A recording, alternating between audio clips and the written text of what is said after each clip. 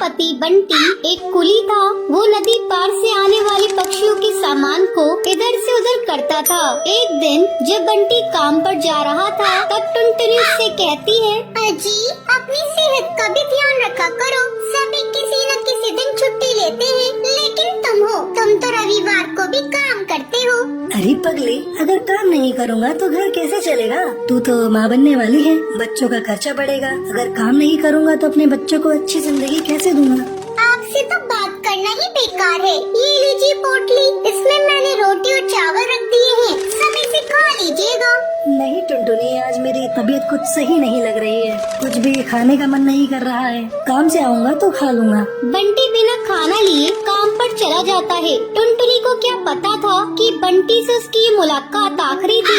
उधर बंटी बेहोश होकर बहती नदी में गिर जाता है और वहीं डूबकर मर जाता है। टुनटुनी भागी भागी अस्पताल जाती है।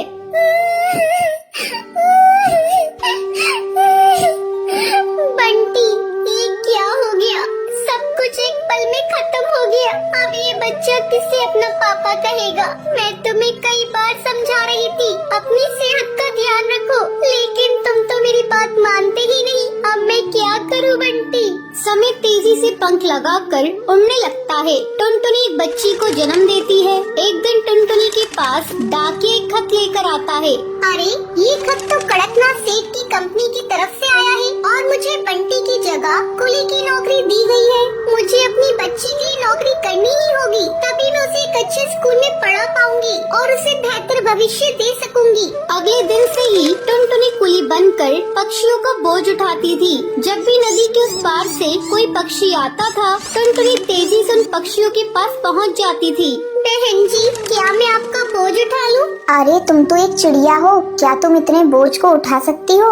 हाँ हाँ बहन जी, मैं सारे बोझ को उठा लूंगी। बहन जी, मैंने अपनी जिंदगी में इतना बोझ उठा लिए है, ये बोझ तो उसके आगे कुछ नहीं है। क्यों, क्या हुआ? और तुम ये तुम्हारी बेटी को साथ में लेकर क्यों घूम रही हो? तुम्हारे पति कहाँ हैं? वो नहीं कमाते हैं क्या? क्या करिएगा बहन जी, मेरी दुख भरी कहानी सुनकर रोज इस नदी किनारे पे कई पक्षी आते हैं और मेरी दुख भरी कहानी सुनते हैं, लेकिन कोई मेरी मदद नहीं करता। अरे तुम मुझे तो बताओ, मैं तुम्हारी जरूर मदद करूंगी। क्या बताऊं बहन जी, मेरे पति की मौत इसी नदी में डूबकर हो गई थी। उसके बाद से मैं यहाँ कुली की नौकरी कर रही हूँ। देखो टुनटुनी, जब तुम्हारी बेटी थोड़ी बड़ी हो जाएगी तो उसको मेरे स्कूल में डाल देना। मैं उसे पढ़ा लिखा कर एक अफसर बनाऊंगी। मैं तुम्हें अपना पता दे देती हूँ। वो बुलबुल चिड़िया टुनटुनी को अपना पता दे देती है। इसी तरह कई साल गुजर जाते हैं। एक दिन जब टुनटुनी अपना घर साफ कर रही थी, तभी उसे उस बुलबुल का दिया हुआ पता मिलता है। अरे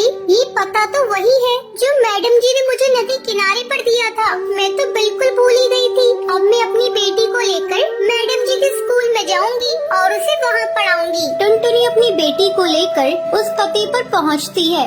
आओ आओ टुनटुनी, बहुत दिन हो गए तुमसे मिले। मैडम जी, ये देखिए, मैं अपनी बेटी को अपने साथ लेकर आई हूँ। मैं चाहती हूँ पढ़ लिख कर एक अफसर बन जाए, इससे मेरी तरह जीवन में संघर्ष न करना पड़े। हाँ हाँ टुनटुनी, तुम निश्चिंत रहो, मैं तुम्हारी बेटी को अच्छी तालीम दूंगी। तुम्हें एक दिन इस पर गर्व होगा। टुनटुनी अपनी बेटी का एडमिशन उस मैडम जी के स्कूल में कराकर निश्चिंत हो जाती है। उसे इस बात की खुशी थी उसकी बेटी को उसकी तरह जीवन में संघर्ष नहीं करना पड़ेगा। तो ये थी आज की कहानी। क्या आपको पता है कालू कौवा बंटी कबूतर से चिड़िया की आत्मा का क्या तोड़ने के लिए कहता है? अगर आपको पता है तो आप हमें कमेंट करके जरूर बताएं। अगर आपको ये वीडियो पसंद आई हो तो इसे लाइक और ऐसी कहानियाँ देखने के लिए मेरे चैनल को सब्सक्राइब करना